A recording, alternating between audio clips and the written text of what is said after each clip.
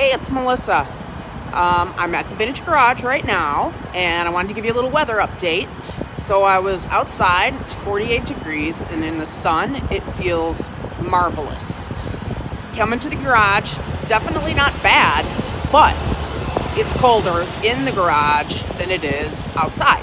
So for Sunday, here are the tips and the things you really want to pay attention to in order to be comfortable, have a good time, and get your first really good crack at some vintage this season. So wear layers. Layers on your feet are the most important. The concrete's cold, so the most distance you can put between your feet and the cold concrete, the longer you'll be able to stay because the warmer you'll be.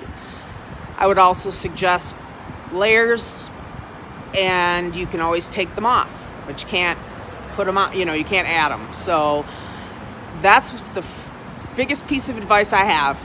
Make sure your feet and your legs are really warm, and you will definitely do better.